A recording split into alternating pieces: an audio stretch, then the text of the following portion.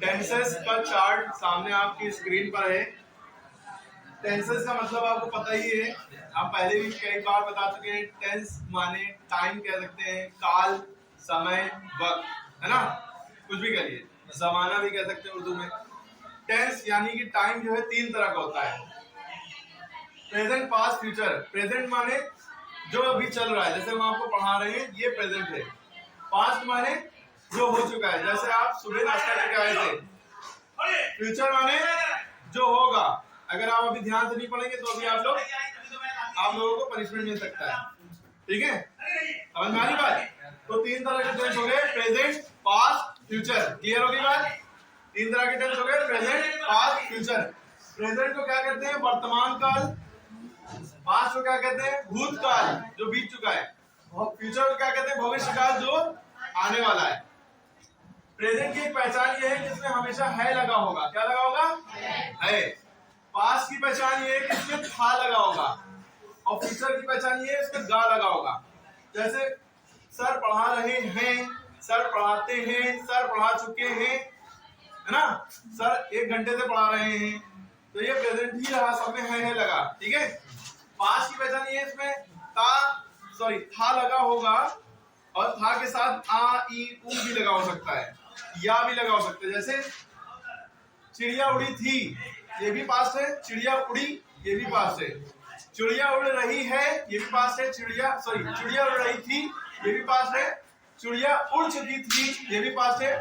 चिड़िया 2 घंटे पहले 2 घंटे से उड़ रही थी, ये भी पास्ट है। ठीक है। अगर हम फ्यूचर की बात करें, फ्यूचर में क्या होता है? कुत्ता भौंकेगा, कुत्ता भौंकेगा।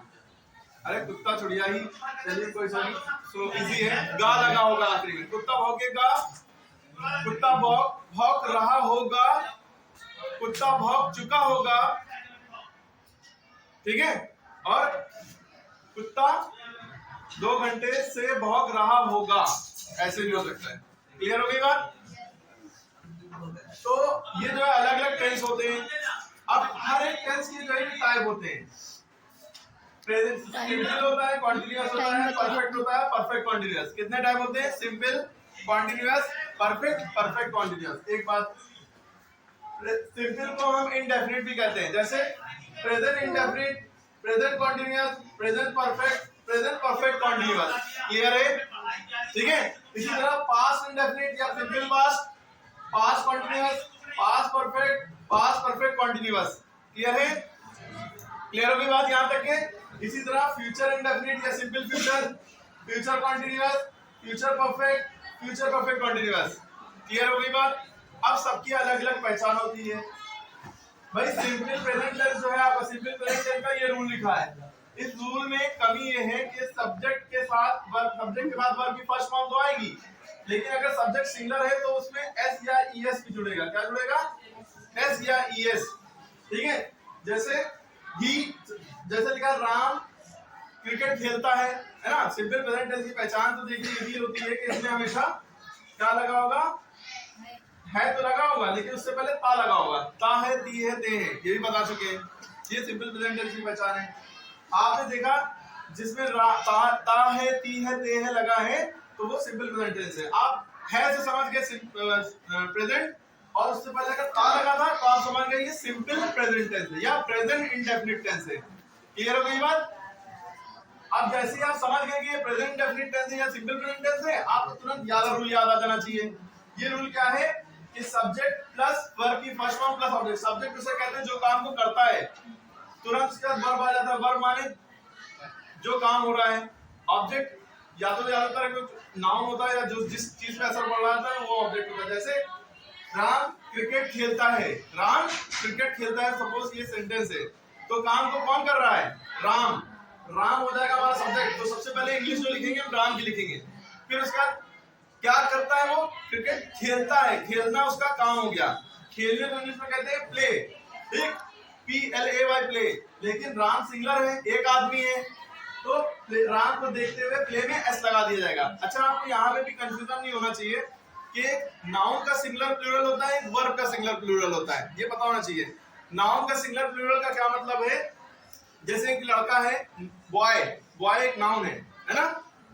तो इसका प्लूरल क्या होगा? बॉयज, बॉयज, बॉय में एस लगा देंगे, प्लूरल हो गया। लेकिन यही अगर कोई काम की बात हो रही है, जैसे प्ले, प्ले माने खेलना, ठीक है, लेकिन प्ले में अगर एस नहीं लगा है तो ये प्लूरल वर्ब है, सिंगुलर वर्ब नहीं है। प्लूरल वर्ब में, सिंगुलर वर्ब में क्या होगा? प्लेज होगा, PLAYS, प्लेज। तो ये सिंगुलर वर्ब हो गया। आप कंफ्यूज हो रहे होंगे कि आपने बचपन से पढ़ा है कि नाउन में जब एस लगा हो या ES लगा हो, एस लगा हो ज्यादातर, तो वो क्या होता है? प्लूरल होता है। Boys, girls, fathers, mothers, children. कभी कभी एस नहीं लगा होता है, चिल्ड्रेन हो गया। चिल्ड्रेन में कभी एस नहीं लगता है, चाइल्ड का प्लूरल चिल्ड्रेन होता है, ठीक है। माउस का माइस होता है, माउसेस नहीं होता है, कुछ अलग भी होते हैं। तो वो जिसमें एस लगा होता है वो प्लूरल होता है। लेकिन वो नाउन की बात होगी, कहेंगे नाउन यानी कि किसी भी चीज का नाम। जैसे ये चेयर है, एक चेयर है तो चेयर, दो चेयर हो जाएंगी तो चेयर्स। तो ये नाउन है। नाउन यानी संज्ञा, यानी इसम। उर्दू में इसम कहते हैं, हिंदी में संज्ञा कहते हैं। लेकिन अगर कोई काम की बात करी जाए, खेलना, दौड़ना, पढ़ना, सोना, जगना, रोना, ठीक है, ये सब वर्ब है, कोई भी काम है। इसका प्लूरल क्या होगा? जैसे खेलना को प्ले कहते हैं, ये प्ले जो है, प्ले में एस नहीं लगा तो ये प्लूरल है। लेकिन प्ले में अगर एस लगा दे, प्लेस, तो ये सिंगुलर हो जाएगा। उल्टा है, वर्ब में उल्टा, जिसमें एस लगा होगा वो सिंगुलर वर्ब, नाउन में जिसमें एस लगा होगा प्लूरल नाउन, ठीक है। तो ये कॉम्बिनेशन किसका किसका बैठता है?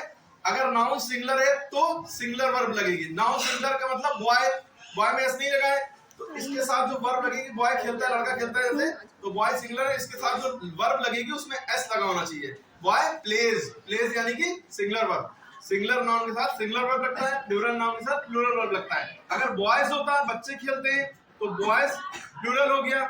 इसके साथ जो वर्ब लगेगी, खेलते हैं, खेलते हैं, इंग्लिश प्ले होगी, प्लेज नहीं होगी, क्योंकि बॉयज में एस लग गया तो अब इधर वाला एस नहीं लगेगा वर्ब में। क्लियर हो गई? ये बहुत अहम कॉन्सेप्ट है। इसी पे बिहाफ पे डू या डस का कॉन्सेप्ट लगता है।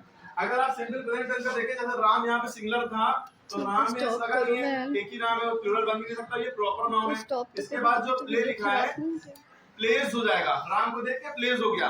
क्या खेलता है? क्रिकेट। जो चीज होती है वो ऑब्जेक्ट हो जाता है, जो लास्ट में लगता है, ठीक है। अब यहाँ पे राम और श्याम खेलते हैं तो राम एंड श्याम प्ले हो जाता, प्लेज नहीं होता। क्लियर होगी बात? राम एंड श्याम प्ले हो जाता। एक बात ये याद होगी। अब इसका सिंपल प्रेजेंट टेंस का अगर निगेटिव की बात करें, निगेटिव में डू नॉट या डज नॉट लगता है। निगेटिव में क्या लगता है? डू नॉट या डज नॉट। जैसे राम नहीं खेलता है तो राम सिंगुलर है, तो क्योंकि सिंगुलर के साथ एस लगा था यहाँ पे, तो इसलिए राम के साथ डज नॉट लगेगा, डू नॉट नहीं लगेगा। Ram does not play. अगर इसका इंट्रोगेटिव बनाते, क्या राम खेलता है, तो इसका हो जाता है डज राम प्ले।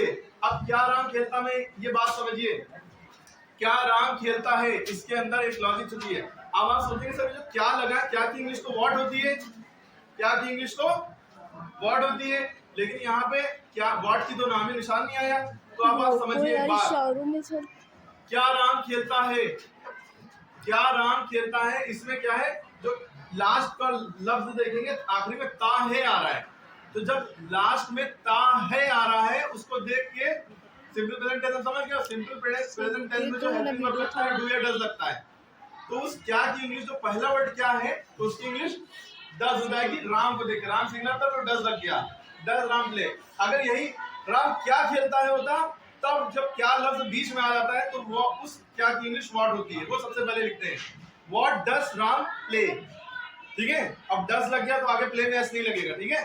अब यहाँ पे बताते क्या राम खेलता है, तो यहाँ पे क्या की इंग्लिश डज हो जाएगी राम को देख के। अगर राम की जगह तुम होता, मैं होता, आई वी यू दे, मैं तुम हम वो दे, अगर ये प्लूरल होते, आई बी यू दे, ये प्लूरल का फॉर्मूला, ये प्लूरल माने जाते हैं, समझ लीजिए। आई माने मैं होता है सिंगुलर, यू माने तुम या आप होता है, ये भी सिंगुलर है, लेकिन इसको प्लूरल की कैटेगरी में रखा जाता है। इनके साथ वर्ब में एस या एस नहीं लगता है, इनके साथ प्लूरल वर्ब लगती है।